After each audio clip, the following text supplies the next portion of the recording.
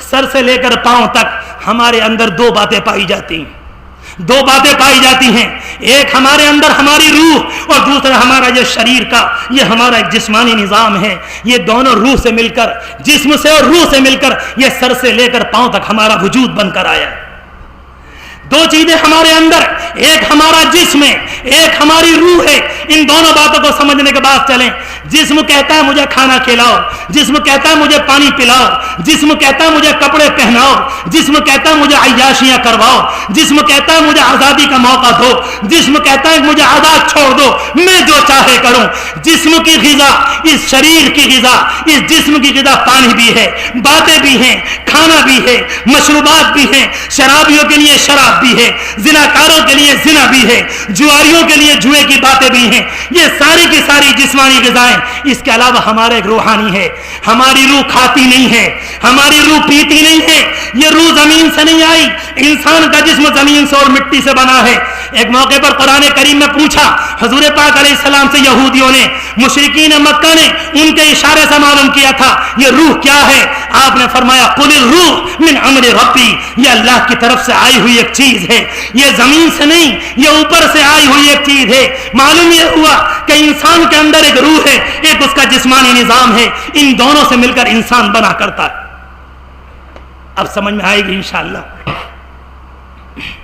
جب ہمارا جسم، یہ دونوں چیزیں بالکل صحیح رہیں گی، برابر سرابر، بیلنس کے ساتھ، اعتدال کے ساتھ، مناسب، بالکل برابر سرابر، تو جسم صحیح کام کرتا رہتا ہے اور روح بھی کچھ ٹھیک ٹھاک کام کرتی رہتی. کبھی کبھی ایسا ہوگا یہ روح کی غذا اس دنیا میں کھانا نہیں، اس روح کی غذا تلاوت، اللہ سے مانگنا، توبہ اور استغفار، درود شریف، خدا کو یاد کرنا، حضور پاک علیہ السلام کی محبت، دین پر عمل، یہ ساری کی ساری چیزیں یہ اس روح کی غذائیں ہیں. یہ ہمارے جسم کی غذا نہیں. ہماری جسمانی غذا ہمارا کھانا اور پینا، ہمارے کپڑے. اس روزے کے نظام کو سمجھانا چاہتا ہوں. جب یہ دونوں چیزیں ہوں گی، بعض لوگ ایسے ہوتے ہیں جو اپنی روح کی غذا کا خیال نہیں کرتے. پورے سال قرآن نہیں پڑھتے، پورے سال درود شریف نہیں پڑھتے، پورے سال کچھ نہیں پڑھتے. اور کھل کر کہہ دوں کہ درود شریف کا مطلب یہ نہیں دن میں 10 دفعہ پڑھ لیا، 20 دفعہ پڑھ لیا. اگر 1,00,000 دفعہ بھی پڑھیں گے اس پیغمبر امی کا حق ادا نہیں ہوگا. ابھی مکہ مکرمہ میں ایک صاحب ملے، میں نے ان سے معلوم کیا کہ آپ ذکر کتنا کرتے ہیں. کہا کہ دن میں روزانہ اللہ کا شکر ہے کلمہ طیبہ 15,000 مرتبہ پڑھتا ہوں. ذرا معلوم تو کریں. صبح سے شام کا 3 دفعہ درود شریف پڑھا اور 5 دفعہ استغفار، اور اس کے بعد سمجھتے ہیں کہ لگتا ہے اللہ پر احسان کر دیا ہے، لگتا ہے کہ پیغمبر پر احسان کر دیا ہے. اس اللہ کے بندے نے پیٹ پر پتھر باندھے تھے ہمارے لیے. حسن و حسین کو بھوک لگی ہمارے لیے، ان کی ماں کی چھاتی سوکھی ہماری خاطر. اس گھر میں 2 مہینے چولہے نہیں جلے ہماری خاطر، اور ہم 3 دفعہ درود شریف پڑھ کر یہ سمجھتے ہیں ہم نے ان کا حق ادا کر دیا. کس منہ سے ملیں گے اور کس طرح سے آنکھیں ملائیں گے اس پیغمبر عربی حضور پاک علیہ الصلوۃ والسلام سے. اگر انہوں نے ہم سے کہہ دیا کہ تم ہمارے نہیں ہو، تم نے ہماری بات کو نہیں مانا، تو سچی بات یہ ہے کہ ہماری آخرت برباد ہو جائے گی. اس لیے کہا جاتا ہے جس انسان نے اس روح کو غذا نہیں پہنچائی، اب سمجھو حقیقت کو، یہ روحانی نظام ڈاؤن ہو گیا. جسم نے کھایا، صبح کو شام کو کھایا، دوپہر میں ٹھیلے والا آیا اس سے سموسے کھائے، اس سے امرود بھی کھائے، شام کو پینے کا نمبر آیا، شراب کی بوتل لگا لی، جوئے کے اندر بیٹھنے کا نمبر آیا، 1 گھنٹہ وہاں لگے، عیاشیاں کرنے کا نمبر آیا. اس روح کو ہائی کر دیا. یہ جسم اپ ہوتا چلا گیا، یہ روح ڈاؤن ہوتی چلی گئی. نتیجہ کیا نکلا؟ یہ انسان زناکار ہو گیا، یہ چور ہو گیا، یہ شرابی ہو گیا، یہ کھلے عام انسانوں کی گردنوں کا اتارنے والا ہو گیا. مگر اس کی روح کو ذرہ برابر تکلیف نہیں ہوتی، کیونکہ سوکھ کا چھوارا ہو گئی. اس روح میں یہ طاقت نہیں ہے جو اس انسان کے قدموں کو حرام کی جانب جانے سے بچا لے. یہ مسئلہ ہے. اللہ تبارک و تعالیٰ کے نظام کو سمجھو کہ رب العالمین نے جو روزہ دیا ہے وہ کیوں دیا ہے. جب انسان نے اپنے جسم پر محنت کی، یہ جسم بلند ہو گیا، نفس موٹا ہو گیا، خواہش موٹی ہو گئی، سیکس موٹا ہو گیا، جنس موٹی ہو گئی، حرام کاری کا جذبہ موٹا ہو گیا، خواہشات موٹی ہو گئی، روح سوکھ کر جا پڑی. نتیجہ یہ ہوا کہ جسمانی نظام روحانی نظام کے اوپر غالب آ گیا، اور یہ اس کے اوپر غالب آنے کے نتیجے میں روح بالکل دب کر جا پڑی. کوئی پوچھنے والا؟ اللہ تبارک و تعالی نے ایک نظام بنایا کہ तुम अपने इस निजाम को नीचा करो, अपने खाने को कम करो, अपने पीने को कम करो, अपने सोने को कम करो, अपनी अय्याशी को कम करो, अपनी झूठ पर लगाम लगाओ, अपनी जबान को गीबत से बचाओ, अपनी निगाह को हराम से बचाओ, जुए के अड्डों से बचाओ, गलत जगहों से बचाओ, अपने आप को पीछे हटाओ। नतीजे में तुम्हारा जिस्म नीचे को आएगा। कुरान करीम को बढ़ाओ, दुरूद शरीफ बढ़ाओ, इस्तिग़फ़ार बढ़ाओ, तौबा तिल्ला बढ़ाओ, खुदा के सामने आंसू बढ़ाओ। नतीजे में तुम्हारी रूह ऊपर को चलेगी। जब जिस्म नीचे को होगा और ये रूह ऊपर को चली जाएगी, अगर उस मौके पर इंसान की आंखें किसी लड़की की तरफ को जाएंगी, ये रूह मजबूत हो चुकी है, वो लगाम पकड़ लेगी। खबरदार, कहां को जाता है, मेरा गलबा है तेरे ऊपर, तू उसको नहीं देख सकता। लोग समझते हैं कि शरीयत के बगैर लड़कियों को ताक झांक छोड़ देंगे। लोग समझते हैं शरीयत के बगैर हराम खाना छोड़ देंगे। लोग समझते हैं शरीयत के बगैर हराम का देखना बंद कर देंगे। अगर उम्र नूह भी नसीब हो गई, 800 साल की जिंदगी नसीब हो गई, याद रखिएगा मेरे इस जुमले को, मैं जिंदा रहूं कि ना रहूं, मगर कहकर जाना चाहता हूं, अगर रूह कमजोर हुई, ये इंसान का नफ्स अपने आप को, ये इंसान का जिस्म अपने आप को खुदा की इबादत के बगैर एक कदम, एक लम्हा, एक मिनट किसी हराम काम से नहीं रोक सकता। अल्लाह तबारक व तआला ने एक निज़ाम बनाया है, और वो निज़ाम क्या है? मेरा बंदा अपने जिस्म से मार खा जाता है। फरमाया इन्ना रब्बकुम लरऊफुर रहीम, तुम्हारा रब बड़ा करीम है, बड़ा प्यारा है, वो तुमसे मोहब्बत करता है। आप देखते नहीं, रोजाना फजर की नमाज से पहले तहज्जुद के मौके पर आसमान पर आता है, पहले आसमान पर अपनी शान के मुताबिक, और वहां से कहता है हल मिन मुस्तगफिर, है कोई तौबा करने वाला, है कोई माफी मांगने वाला, है कोई रोजी का लेने वाला, है कोई मुझसे अपने मसलों का हल करवाने वाला। मगर सारी दुनिया ख्वाब खरगोश में होती। उस अल्लाह के बंदे ने यह हकीकतें बयान की जिन्होंने जिंदगी में नबुव्वत से पहले झूठ नहीं बोला, नबुव्वत के बाद तो सवाल ही पैदा नहीं होता। जब रात गुजर गई, रब्बुल आलमीन की जानिब से रब्बुल आलमीन ताबीर फरमाता बंदों के लिए, ठीक है सो गया था, थक कर आया था, कोई बात नहीं, सो गया, शाम को माफी मांग लेगा। जुमे का दिन आया, असर की नमाज के बाद और मगरिब की नमाज से पहले एक माफी का खास वक्त होता है रब्बुल आलमीन से, कि इंसान अगर अल्लाह से माफी मांग ले, रब्बुल आलमीन माफ फरमा देता है। मेरा बंदा रात को ना उठ सका, अल्लाह धक्का नहीं देता, अल्लाह जलील नहीं करता, अल्लाह जल्जले नहीं भेजता, अल्लाह ताउन नहीं भेजता, वो जबरदस्ती नहीं मारता। मेरा बंदा सो गया, आएगा कल को, आएगा इस जुमे को, आएगा और थोड़े दिनों में आएगा, जुमे का मौका देता है, और जुमे को भी पलट कर नहीं आता तो फिर कहता है हाँ कोई बात नहीं, शबे बारात में आएगा, देखो रात पढ़ कर आएगा, खुदा से मांग कर आएगा, और जब भी नहीं आया तो अल्लाह पूरा महीना देता है, मेरे बंदे मेरा दरवाजा खुला है, इफ्तार के मौके पर आ जा, सहर के मौके पर आ जा, रोजे में आ जा, तरावी के बाद आ जा, एक दूसरे को इफ्तार करा कर आ जा, मेरे बंदे मेरा दरवाजा खुला हुआ है। इन्नल्लाह यबसुतु यदहु बिल्लैल, अल्लाह अपने हाथों को अपनी शान के मुताबिक खोलता है ताकि दिन के गुनाहगार माफी मांग लें, और जब कोई बंदा आता है अल्लाह कहता आ गए, तुम्हारा आना मुबारक, तुम्हारी तौबा को कबूल किया जाता है। कितना प्यारा निजाम है अल्लाह का। हम और आप, एक माँ ने 2 साल दूध पिलाया, प्यारी माँ अम्मा जान हो गई, अब्बा जान ने 10 साल 20 साल खाना खिलाया, अब्बा जान हो गए, प्यारे अब्बा हो गए, कोई डैडी कहता है, कोई कुछ कहता है। 2 साल दूध पिलाकर प्यारी माँ माँ हो गई, 10 साल खाना खिलाकर प्यारा बाप बाप हो गया, और वो अल्लाह जो खरबों नेमतें दे रहा है, अभी तक उससे बात करने का सलीका नहीं आया।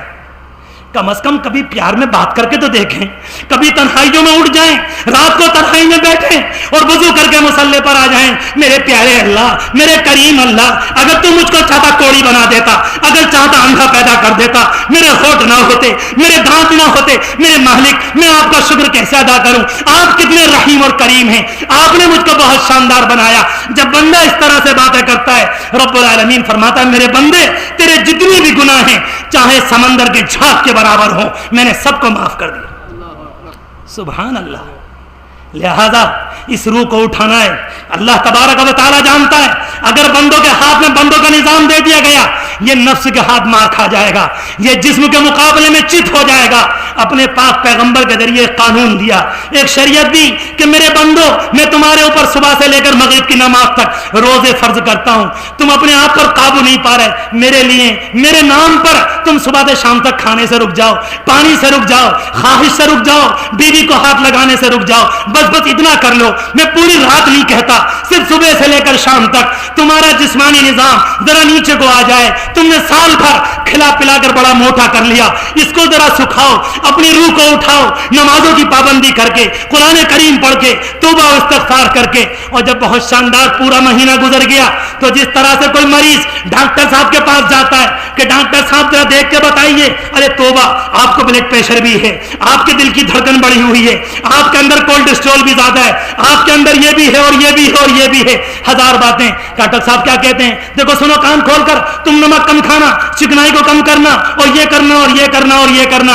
2 महीने के बाद मरीज गया और डॉक्टर साहब से कहता है, डॉक्टर साहब आप देखिए, वाह वाह शाबाश सुभान अल्लाह कि देखो तुम्हारा कोलेस्ट्रॉल जगह पर आ गया, अब सारी पाबंदियां खत्म हो गई, अब कोई बात नहीं, जो चाहे खाओ, तुम बिल्कुल ठीक ठाक हो गए। बिल्कुल इसी तरीके पर, बिल्कुल इसी तरीके पर अल्लाह तबारक व तआला 1 महीने के रोजे रखवाकर अपने बंदों से ये कहता है, मेरे बंदो तुमने जिस्म को नीचा कर लिया, अपनी रूह को उठा लिया, तुमने इसको नीचा किया, इसको उठाया, अब बैलेंस हो गया, तुमने 1 महीना याद करके मुझे खुश कर लिया, अब तुम ठीक हो गए, लो ईद का तोहफा, जो चाहे खाओ, सुबह से शाम तक खाओ, दस्तरखान पर खाओ।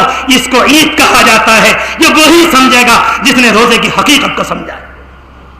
लोग समझते हैं कि दिन रात रोजे उड़ाए, न रोजे रखे न नमाज, चले गए टोपी लगाकर ईदगाह में और नमाज पढ़ कर चले आए। ईद का हकीकी मजा उसको मिलेगा जिस अल्लाह के बंदे ने रोजों के निजाम को जाना है, रोजों के तरीके को जाना है। बस मेरे नौजवान दोस्तों, वक्त लंबा होता चला जा रहा है, मैं सिर्फ इसी बात पर आपसे रुखसत होना चाहता हूं। अल्लाह तबारक व तआला ने जिंदगी में एक मर्तबा फिर हमें और आपको रमजान मुबारक देने का गालिबन फैसला फरमाया है। इससे पहले साल ना मालूम कितने लोग हमारे साथ थे, इस जमीन में थे, यहाँ जनाजे पढ़ने आया करते थे। एक वक्त आया कि वो भी जमीन का पैबंद बन गए, आज उनके अंदर कीड़े हैं, आज वहां सांप और बिच्छुओं ने अपने अपने बिल बना रखे हैं, आज वहां पर चूंटे हैं, आज वहां पर कब्र के कीड़े हैं, आज वहां कब्र की मिट्टी है। एक मर्तबा सुभान अल्लाह नहीं कह सकते, वो वक्त चला गया, बात खत्म हो गई, अब रोजे नहीं, जो कुछ करना था करना। मैं आपसे कहना चाहता हूं, अगर इजाजत दो तो पांव पकड़कर, इजाजत दो तो हाथ जोड़कर, अल्लाह के लिए, खुदा के लिए इस जमाने को समझो, इस जमाने के हालात को समझो। इस जमाने में यहूदियों की जो ताकत फलस्तीन में करने जा रही है, यह मसला फलस्तीन का नहीं, यह मसला फलस्तीन का नहीं, दज्जाल का वक्त करीब है, कयामत की मोटी मोटी निशानियां आनी शुरू हो चुकी हैं। हुजूर पाक अलैहिस्सलाम ने फरमाया था, कयामत के खतरनाक हौलनाकियां फलस्तीन से शुरू होंगी। ये दौर खतरनाक दौर है, लिहाजा इस रमजान को बहुत शानदार तरीके पर कुरान करीम पढ़कर, तौबा इस्तिग़फ़ार करके, अपने आप को झूठ से बचाकर, गीबतों से बचाकर सही तरीके पर रमजान गुजारेंगे। औरतें भी और मर्द भी अगर इरादा करके लेट जाएंगे तो फिर याद रखो, अल्लाह तबारक व तआला बड़ा करीम, बहुत माफ करने वाला, बहुत माफ करने वाला। हमारा अल्लाह रब्बुल आलमीन ऐसा नहीं कि एक साहब बनी इसराइल के उस जमाने के एक आलिम के पास आए और आकर ये कहने लगे, आलिम साहब मैंने बड़े गुनाह किए, मैं बड़ा पापी, मैं बड़ा गुनाहगार, मैंने बड़ी खताएं की हैं, क्या अल्लाह मुझे माफ कर देगा? पता नहीं वो आलिम साहब किस मूड में थे, बड़े गुस्सा हुए, आंखें लाल पीली की, कहा कि बदतमीज, तो इसको हिम्मत कैसे हुई कि तूने अल्लाह का नाम जबान से निकाला? उसका दिल टूट गया, वो चला गया। फरिश्ता आया और अल्लाह तबारक व तआला की जानिब से उस जमाने के नबी के साथ एक पैगाम लेकर आया, इससे कहो कि इसको दल्लाल किसने बनाया, ये एजेंटी क्यों करता है मेरे और मेरे बंदों के बीच में, ये दल्लाली क्यों करता है? एक मेरा बंदा मेरा पता पूछने आया था, मेरी रहमत पूछने आया था, इस जालिम ने उसके दिल को तोड़ दिया। इससे कहो कि रब्बुल आलमीन माफ करने वाला है और अल्लाह ने उसके लिए जन्नत का फैसला किया और इस मौलवी के लिए जहन्नम का फैसला किया है, इसने उसके दिल को तोड़ा। नौजवानों हिम्मत मत हारो, कुछ भी गुनाह किए, कोई खता की, कोई जुर्म किया, वो रब्बुल आलमीन करोड़ों माओं से ज्यादा मेहरबान, बहुत ज्यादा रऊफुर रहीम। मगर 2 कदम पलट कर आने पड़ेंगे, एक कमरे से दूसरे कमरे में जाने के लिए कुछ ना कुछ टांगों को हिलाना पड़ता है, एक कुर्सी से दूसरी कुर्सी पर जाने के लिए कुछ ना कुछ चेयर को बदलना पड़ता है, एक हालत से दूसरी हालत में जाने के लिए कुछ ना कुछ करना पड़ेगा।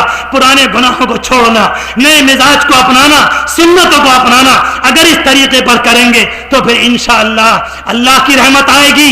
अल्लाह की रहमत का दरवाजा बंद नहीं, मैं पूरे यकीन से कहता हूं, चौक की इस आबादी में, आज के लंबे चौड़े मजमे में खूब खुलकर कहना चाहता हूं, खुदा की कसम अगर सही तरह से तौबा कर ली, अल्लाह कादिर है निजामुद्दीन औलिया पैदा कर दे, मोइनुद्दीन अजमेरी पैदा कर दे, अब्दुल कादिर जिलानी पैदा कर दे, اس کا خزانہ بند نہیں ہوا. جس نے پہلے پیدا کیا تھا وہ آج بھی پیدا کرنے پر قادر اور قیامت تک انشاءاللہ توبہ کرنے والوں میں پیدا کرتا رہے گا. مگر ایک شرط ہے کہ بندہ سچے دل سے توبہ کر لے.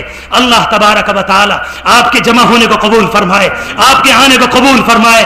مجھے تکلیف ہے, میرے نوجوان دوست وہاں کھڑے ہیں, میں شرمندہ ہوں, مجھے ان لوگوں نے کرسی پر بیٹھایا اور آپ اتنی دیر سے کھڑے ہیں. معافی کے ساتھ رخصت ہوتا ہوں. ایسی توبہ کر کے جاؤ خدا کے سامنے, ایسے گڑ گڑا کر جاؤ, ایسے رو کر جاؤ کہ اللہ تبارک و تعالی ساری دنیا کے حالات کو درست فرما دے. ہماری لڑکیوں کا حال آپ کے سامنے, جوانوں کا حال آپ کے سامنے, افغانستان میں کیا ہو رہا ہے وہ آپ کے سامنے, فلسطین میں کیا ہو رہا ہے, ہر جگہ ماں بہنیں نشانے پر ہیں, ہر جگہ جوان قتل کیے جا رہے ہیں, امت مسلمہ کا خون عام ہے. یہ ساری باتیں خدا سے مانگو. وہ حی و قیوم ہے, وہ طاقت کا مالک ہے, وہ ابرہہ کا مارنے والا, وہ فرعون کا مارنے والا, وہ دعاؤں کا قبول کرنے والا.